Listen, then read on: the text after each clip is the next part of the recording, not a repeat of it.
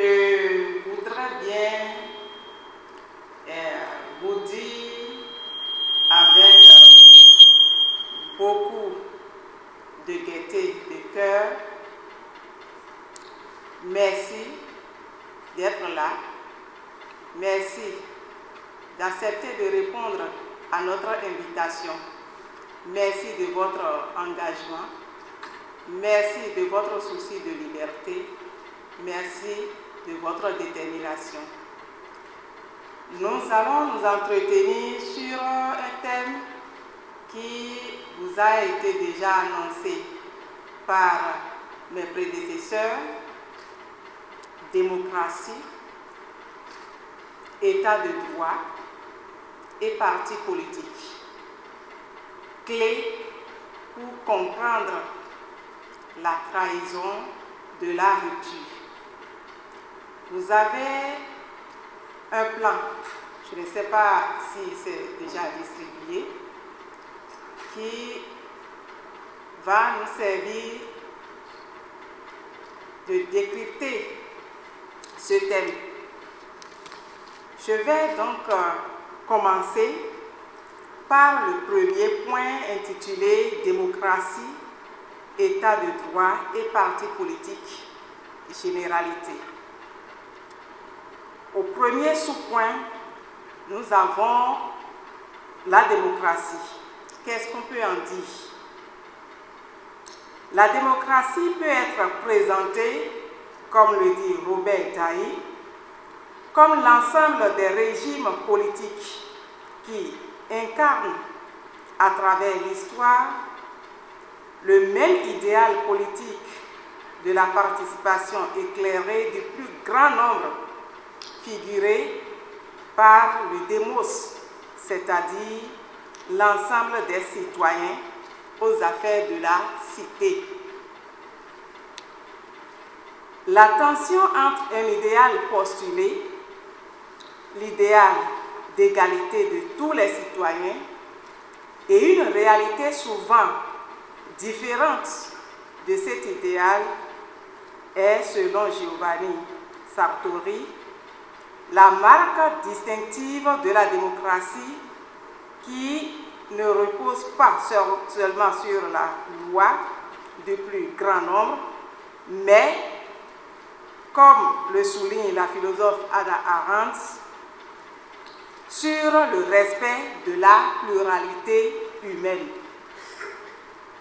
Nous allons retenir de ce passage que la démocratie est un système politique dans lequel le peuple est le détenteur de sa propre souveraineté, c'est-à-dire l'organisation politique d'une cité ou d'un État, où le pouvoir de décision revient au peuple.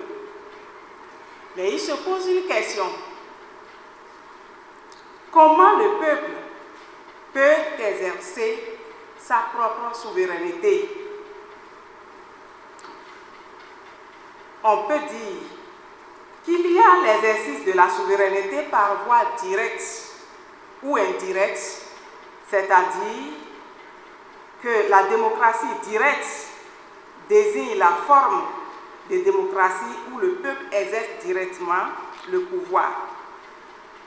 Il y a aussi la démocratie indirecte ou démocratie représentative, dans laquelle le peuple délègue son pouvoir à des représentants qu'il élit régulièrement.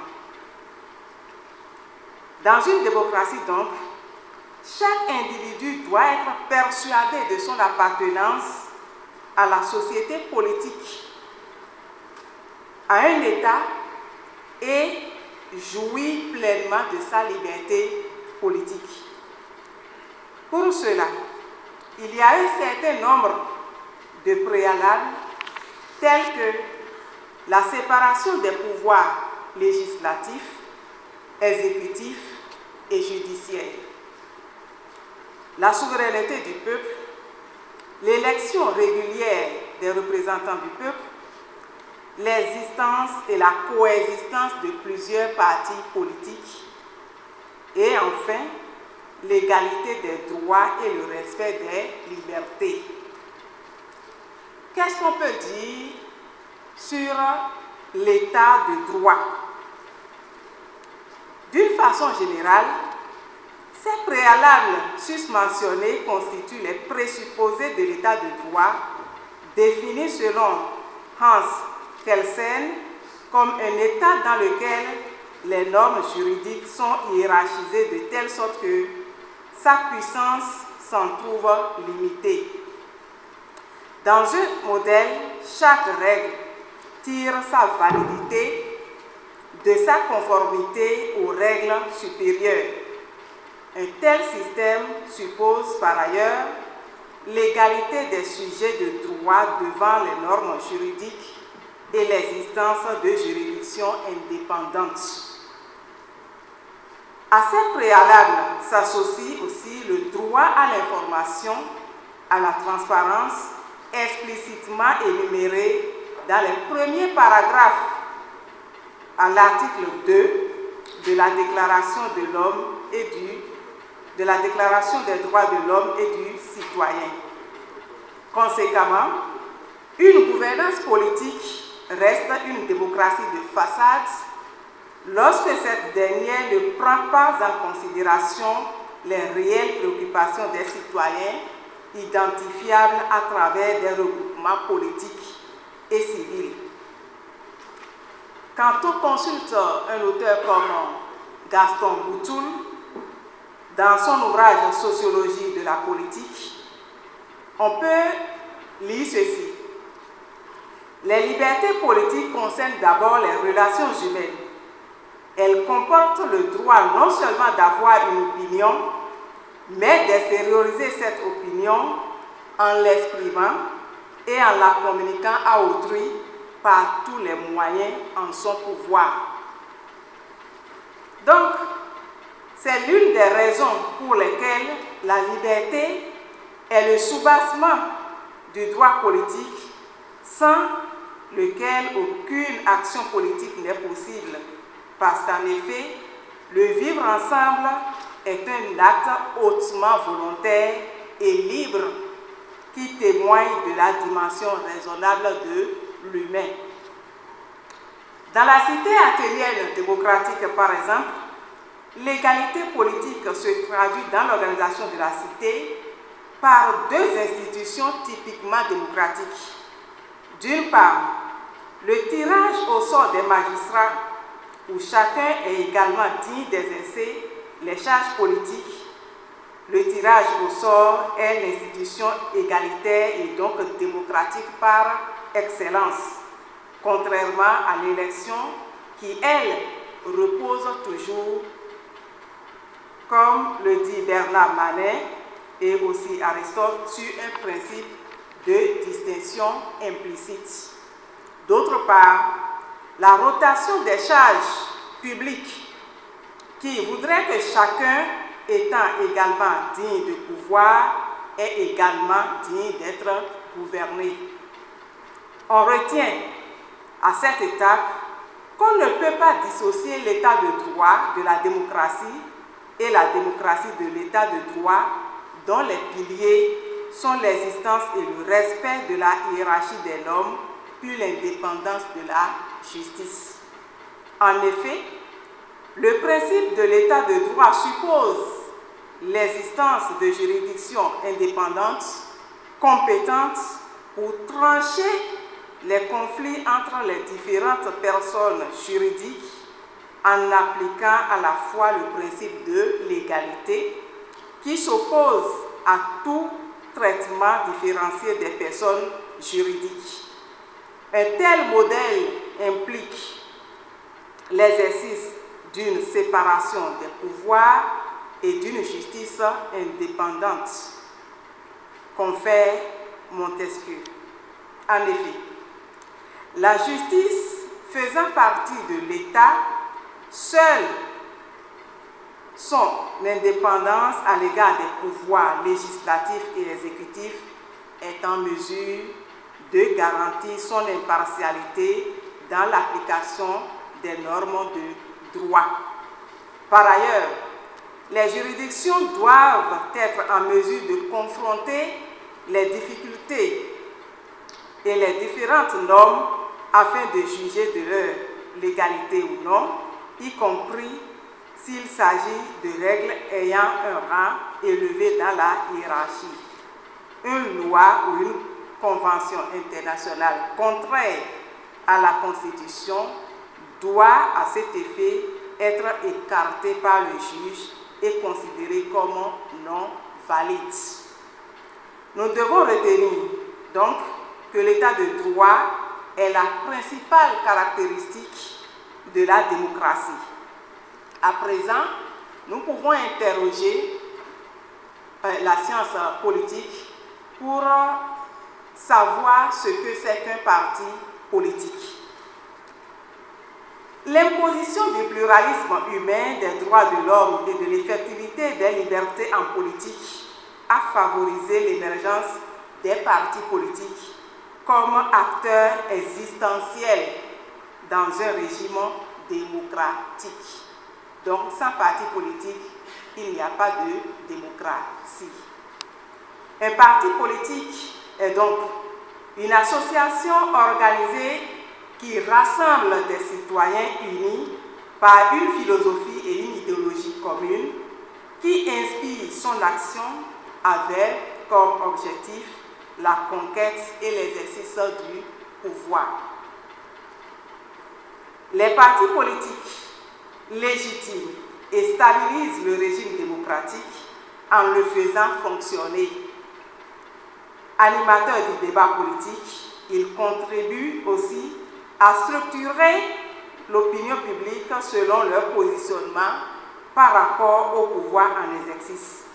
Ils peuvent être dans une fonction tributienne, confère Georges Lavoux, s'ils sont porteurs du mécontentement populaire dans l'opposition.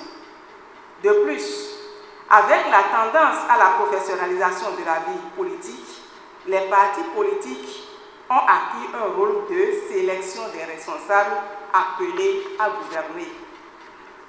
D'une manière générale, en démocratie, on note 3 formes de partis politiques, à savoir les partis de cadre, les partis de masse et les partis d'électeurs.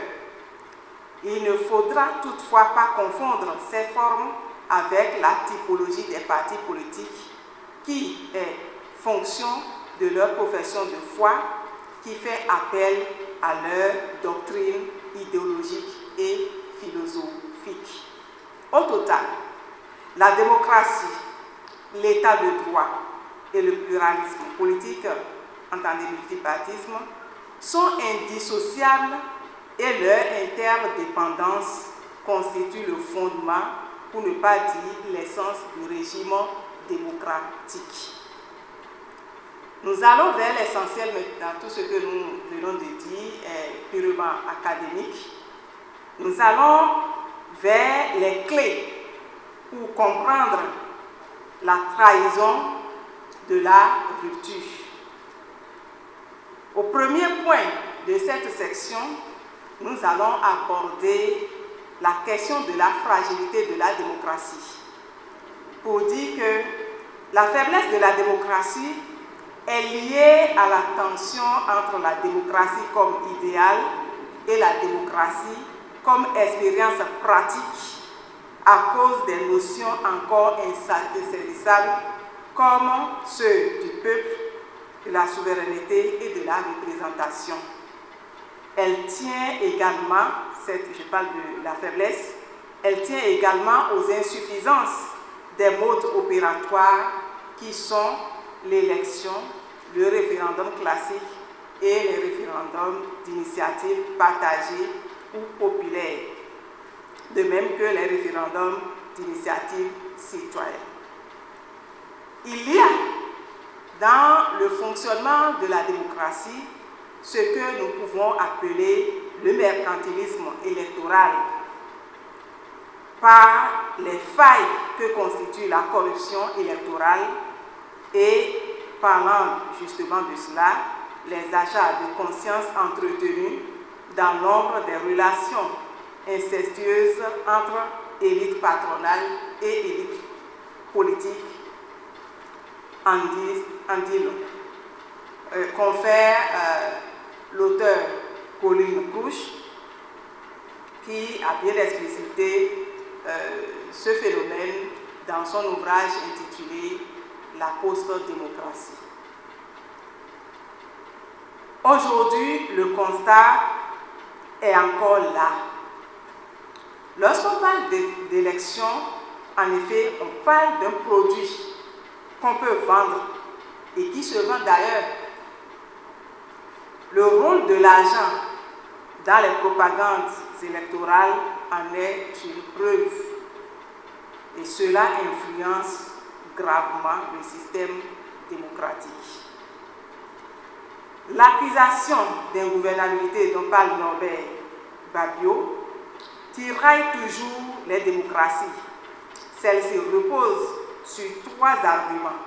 Le premier revient à soulever la surcharge du système en raison de l'afflux toujours plus important des demandes sociales que ne peut traiter le système politique. Le second met l'accent sur le pluralisme des intérêts propres à toute démocratie qui entraîne inévitablement des antagonismes nombreux. Le régime démocratique ne pouvant nier ou réprimer ces antagonismes sans se renier est obligé de tous les prendre en compte, aboutissant bien souvent à une incapacité décisionnelle. Le troisième insiste sur la pluralité des centres de pouvoir en démocratie, c'est-à-dire la polyarchie, souvent concurrents et fragmentés, accentuant des conflits non seulement au sein de la population, mais surtout au sein des structures même du pouvoir. Sans être exhaustif, on soulignera avec Hannah Arendt, Raymond Aron et surtout Claude Lefort la menace ultime à la démocratie que constitue le mirage totalitaire ou autoritaire. Régime de liberté donc, la démocratie repose sur le principe anxiogène du vide du pouvoir, à l'inverse de la monarchie où le trône est occupé sans partage. Le pouvoir démocratique est changeant, fragile, instable. De la même façon, il repose sur un mensonge accepté par tous. Quel est ce mensonge? On dit que le peuple gouverne le peuple, alors que dans le fond et dans les faits, tout démontre à quel point le peuple est exclu du processus de décision et tenu éloigné des cercles du pouvoir. On se demande alors comment le peuple peut-il lui-même se gouverner? Comment le peuple peut-il être en même temps gouverné et gouvernant? C'est là que se situe la réelle problématique de la démocratie en tant que gouvernement du peuple par le peuple. C'est cette préoccupation qui amène à trouver un mode opératoire pour que le peuple soit quand même le dirigeant du peuple. Or, nous venons de l'évoquer, la notion de représentation est loin d'être une thérapie achevée à cause de la durée du mandat, de son contenu perçu souvent comme une promesse électorale, sans garantie dans un contexte où le représenté suit au quotidien le représentant et son mouvement. Lorsqu'on élit un représentant pour un mandat de 5 ans, par exemple, sur la base d'un programme ou d'une promesse électorale, et qu'au cours de ce mandat, ce dernier, c'est-à-dire l'élu, remet en cause tout ce qu'il a promis lors des campagnes électorales, sous prétexte que les promesses n'engagent que ceux qui y croient, les représentés ont-ils l'obligation de laisser ce représentant continuer le mandat jusqu'à terme. C'est une grosse préoccupation. Mais la plupart du temps, les constitutions n'envisagent pas que le mandat d'un représentant devenu un imposteur soit écourté et le peuple, c'est-à-dire le représenté, se trouve dans l'obligation de subir. Et puisque généralement la reddition de comptes n'intervient qu'à la fin du mandat, les manquements observés dans la gestion sont irréparables. C'est là une faiblesse de la représentation par voie électorale dans un contexte de démocratie. Le danger réside dans le dévoilement toujours possible du vide et du mensonge démocratique par quelques forces autoritaires promettant d'occuper véritablement le siège vide de la souveraineté et de rendre au peuple le pouvoir confisqué. L'histoire récente a montré comment ces promesses fallacieuses, convaincantes pourtant, pouvaient conduire au pire totalitarisme. Alors, voilà un peu décrypté les faiblesses liées à la nature même de la démocratie. Mais au-delà de ces faiblesses internes au système démocratique, la démocratie subit aussi des agressions extérieures. Nous allons aborder ainsi la deuxième sous-section de cette rubrique, intitulée « Les agressions contre la démocratie ». Le régime démocratique est un tout constitué des valeurs démocratiques, des principes de l'état de droit et des exigences du pluralisme démocratique. Le tout dans un contexte de garantie, de l'élargissement et de renforcement des libertés. Les agressions sur la démocratie sont toutes pratiques de remise en cause et de violation des libertés, de l'ordre constitutionnel, du rôle et de la fonction des partis politiques, du pluralisme humain et politique. La corruption, la déficience démocratique, la renonciation des valeurs démocratiques et le déni de l'état de droit, l'instrumentalisation de la justice, le détournement du pouvoir au détriment de l'intérêt général constituent des agressions contre la démocratie. Ces agressions, quels que puissent être les moyens de leur perpétration, constituent des actes de déstabilisation et de fragilisation qui souvent visent à substituer la démocratie par la dictature. La panoplie de lois iniques et scélérates votées à l'appel constitue une agression contre la démocratie. Les réformes du système partisan et du système électoral sont des agressions en ce qu'elles n'ont abouti qu'à la confiscation du pouvoir législatif et à la déstabilisation de tous les partis politiques, y compris exprès ceux-mêmes instigés par la rupture. Il faut reconnaître que notre parti, le Parti Restaurer l'Espoir, est des partis politiques les plus structurés avant l'avènement de la rupture, n'a pas échappé aux dégâts irresponsables des agressions despotiques du pouvoir dit de la rupture.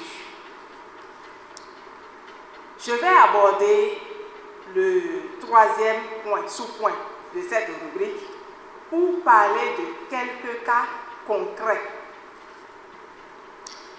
Dans les pays en voie de développement, on constate en lieu et place d'une vraie démocratie une forme de gouvernance autocratique qui promeut des individus qui, une fois au pouvoir, tentent de trouver des mécanismes pour s'éterniser et qui cherchent à produire des lois qui puissent leur permettre de gouverner selon leur propre volonté. Pour que leur pouvoir ne puisse être discuté et remis en cause, ces types de gouvernants s'appuient le plus souvent sur l'aide de certaines grandes puissances pour museler leur population, les empêchant ainsi de jouir convenablement de leurs droits politiques. La démocratie axée sur les principes et les valeurs est souvent mise à mal par les luttes d'influence, la géostratégie, la géopolitique internationale. Les relations entre certaines puissances occidentales et leurs anciennes colonies en Afrique illustrent bien cet état de choses. On pourrait se demander ce qui fonde le comportement de la communauté internationale lorsqu'elle adoube un pouvoir installé en dehors de ce que prévoit la Constitution dans un pays, mais s'acharne contre les dirigeants d'autres pays en conflit avec l'ordre constitutionnel. Sur la question du troisième mandat qui a agité des pays dans la zone CEDEAO, il n'est pas superflu de s'interroger également sur l'attitude taiseuse de cette même communauté internationale dont les pays professent pourtant leur attachement aux valeurs et principes démocratiques. Les puissances occidentales auraient-elles fermé les yeux sur la situation ici? Seraient-elles moins acerbes sur la situation de là-bas? De toute évidence, une situation de deux poids, deux mesures qui relève à la fois de l'ingérence et de l'hégémonie politico-diplomatique. L'hégémonie, en effet, ne connaît pas de frontières. Elle agit par ingérence dans les affaires internes d'autres États, dans le but de les contraindre à la soumission. Dans le cas d'espèce, les principes démocratiques sont relégués à l'arrière-plan, révélant ainsi une sorte d'hypocrisie dans les relations aussi bien économiques, culturelles que politiques, et ceci à l'échelle internationale. Au-delà des considérations institutionnelles, la réalité des faits donne un visage vraiment odieux lorsqu'intervient la différence de classe, la différence de nationalité et surtout la différence raciale. La démocratie préalablement conçue donc, comme système de gouvernance basé sur l'égalité et la liberté est remise en cause dans la pratique en raison du non-respect de la Déclaration des droits de l'homme et des peuples qui mentionne pourtant dans ce tout premier paragraphe le droit à l'information, la transparence et l'obligation de reddition de comptes. C'est le cas du Bénin avec un Parlement sans opposition depuis 2019, caractérisé par le vote de lois liberticides et le déni de l'état de droit. La démocratie se trouve dénaturée et menacée. Au nom du profit, on verrouille la communication, la presse et on empêche la libre expression.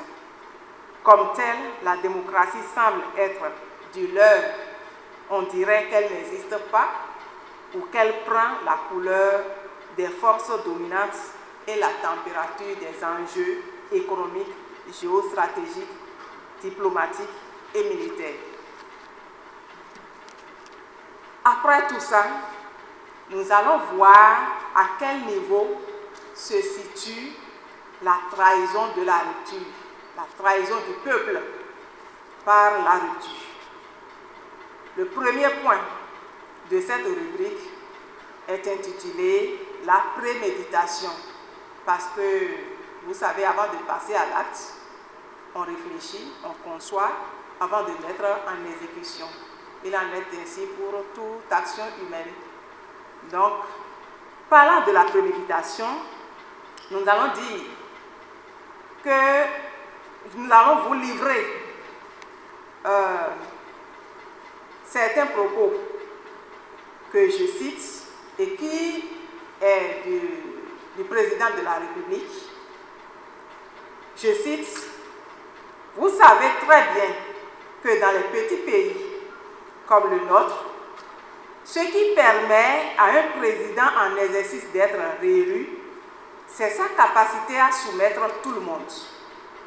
Quand tous les députés sont à sa solde, quand tous les maires sont à sa solde, quand tous les élus locaux sont à sa solde, quand tous les commerçants le craignent et sont à sa solde, quand les partis politiques sont affaiblis et sont à sa solde, sa réélection est facile.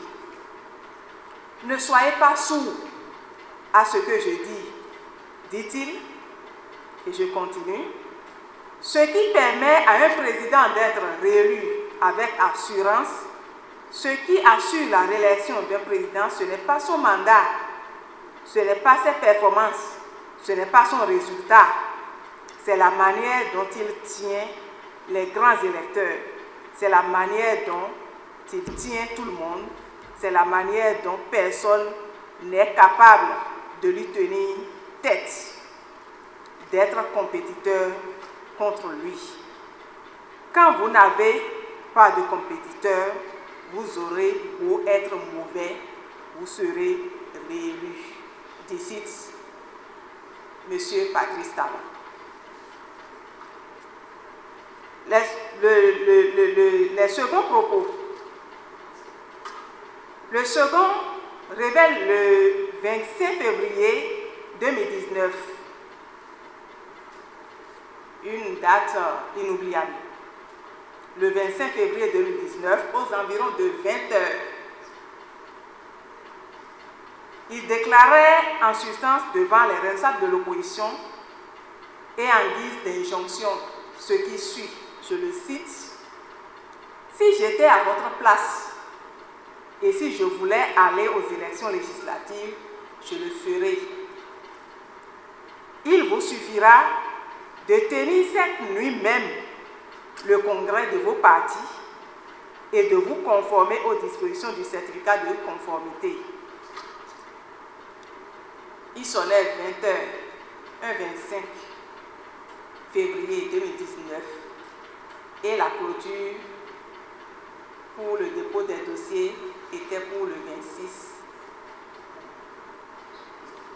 Convoquer et tenir nuitamment un congrès d'un parti politique, quelle perfidie, quelle ignominie. Le troisième repère de cette préméditation est sa déclaration du 11 avril 2019 sur la télévision nationale ORTB, déclaration dans laquelle il disait assumer la tenue des élections législatives d'exclusion politique.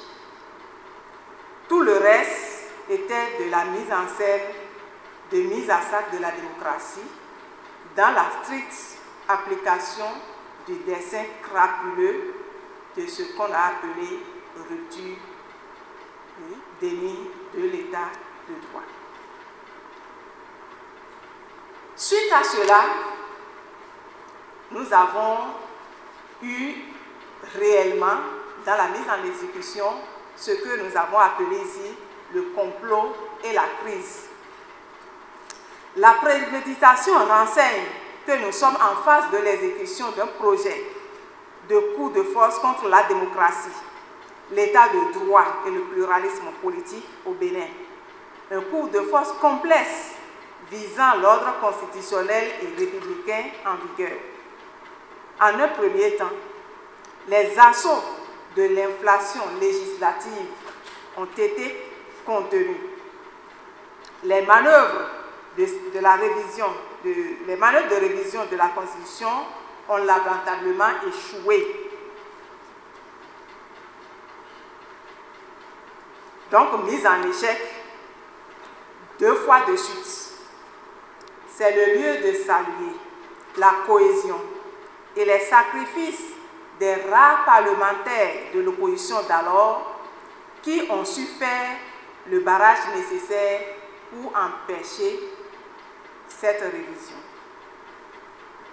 C'est par recours à la tricherie du coup de force du certificat de conformité, vecteur de l'exclusion d'une part et d'autre part par recours à la force et à l'utilisation des armes à feu au moyen du renfort de la composante la plus pourrie des armées, parlant de certains officiers félons et fous de l'armée et de la police, que la rupture a mis à genoux dans les mares de sang la première démocratie au sud du Sahara, issue de la conférence nationale dans le sillage du discours de la Baule et de la chute du mur de Berlin.